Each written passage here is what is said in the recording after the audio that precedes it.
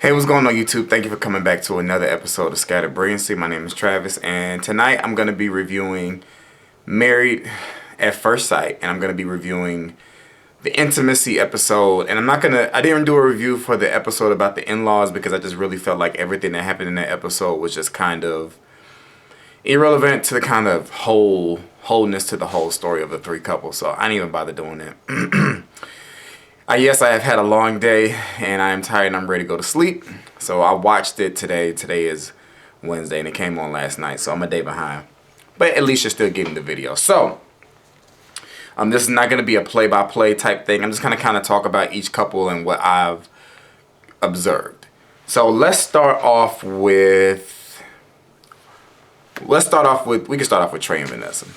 Of course, as I said in my last video, Trey and Vanessa are, my favorite couple on the show. I mean, watching them on TV, they just ooze chemistry. You can't help but kind of catch yourself smiling when you're watching them because it all just feels and looks so genuine.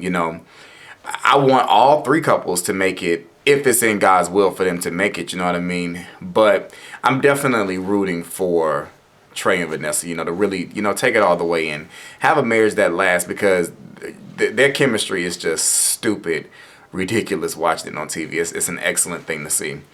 Now, as far as this episode was concerned, this episode was all about intimacy, being intimate with your husband, wife, your spouse, and just all things that they could do as couples to help that.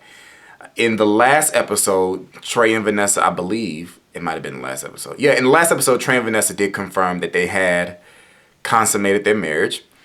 So that has really added a new element to their relationship based on the TV show.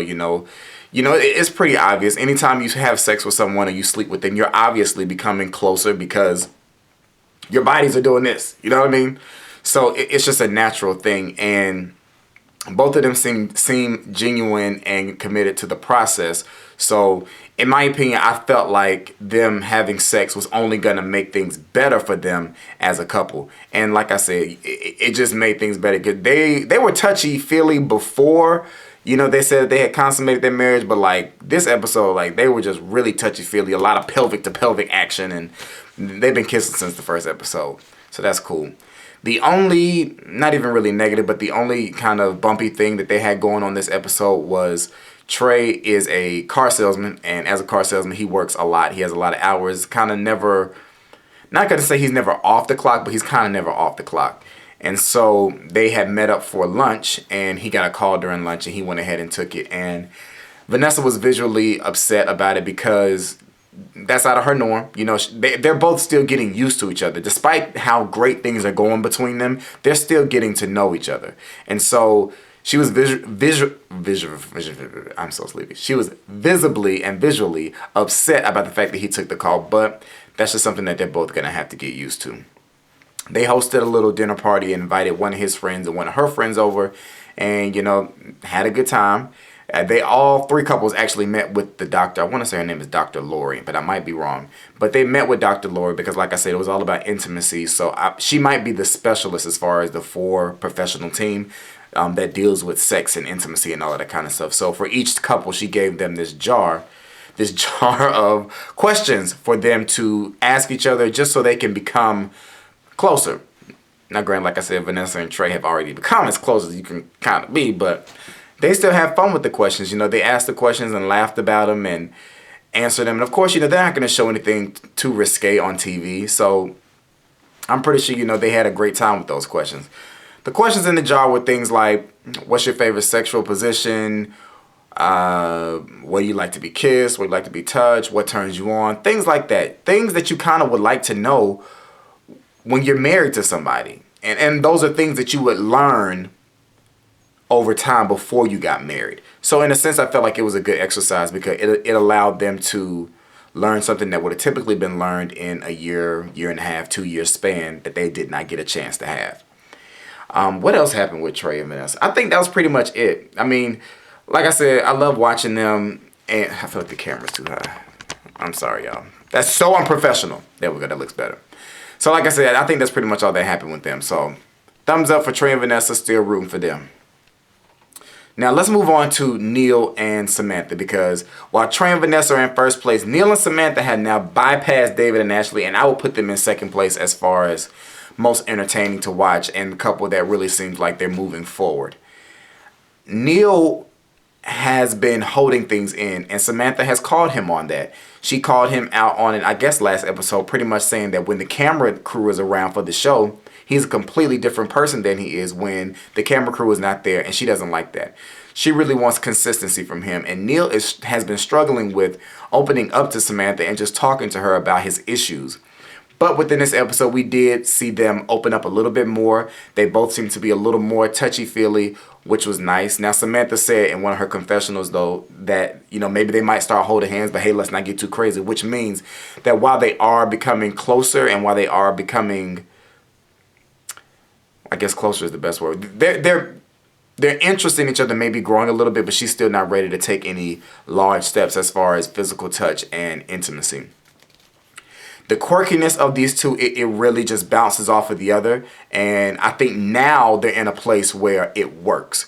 I feel like for those first few episodes when they were really getting to know each other and they were really kind of getting comfortable in the situation, the quirkiness was just clashing.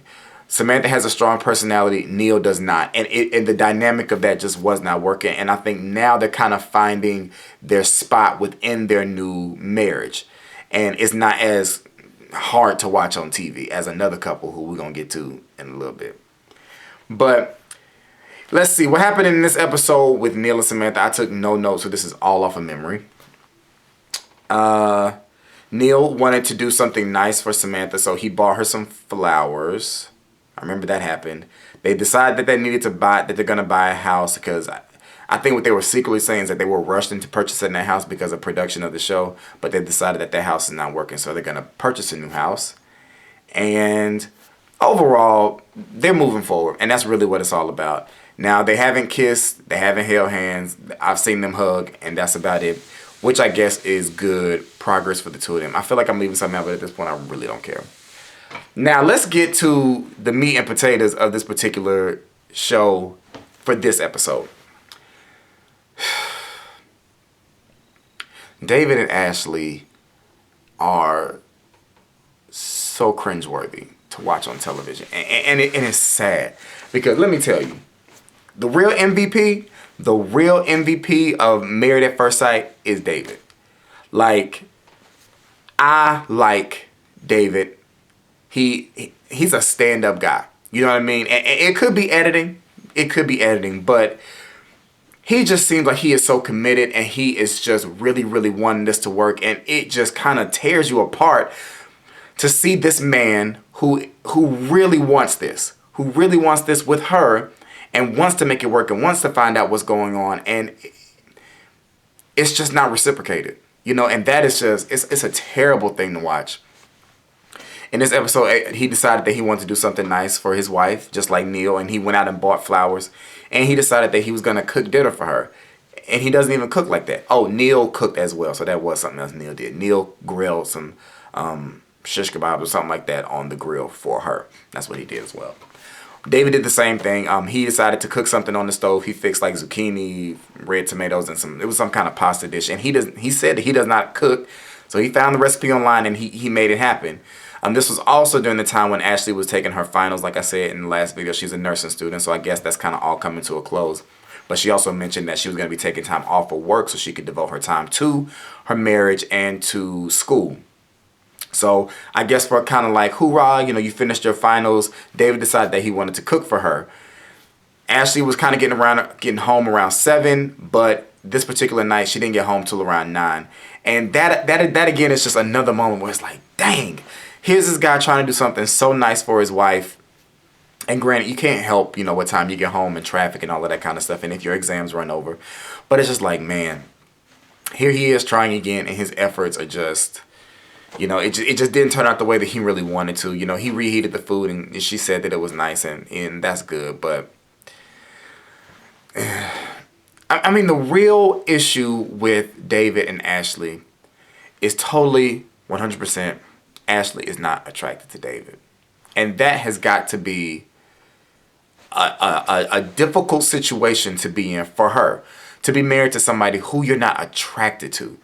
I mean, because you got to think about it. If you don't want anything else between you and the person that you may be or may not will spend the rest of your life with, you want to be attracted to them. You want to look at them and I almost said something really nasty. You want to look at them and really like what you see, and that's just not there. And I had to ask Carmen, I said, does David know that she's not attracted to him? And we realized, no, Neil is the one who found out that Samantha wasn't attracted to him. David still has no clue that Ashley doesn't look at him like that. David finds Ashley beautiful, but Ashley just does not see it for him at all.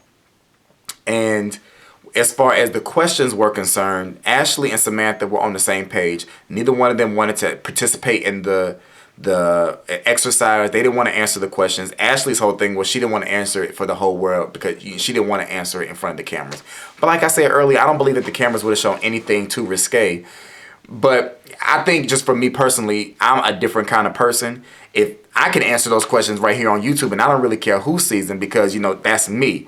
But everybody's not as open like that. And so if you may not even be able to be open like that with the person that you're married, let alone the world, and you don't even know these people. So, I get it. But again, that was just another moment where David is trying to, engage her and make this whole thing happen, and it's just not working. So there's another moment where I was just like, dang, here we go again. Ashley is just not connecting. So Ashley went out and met with her friend Ashley.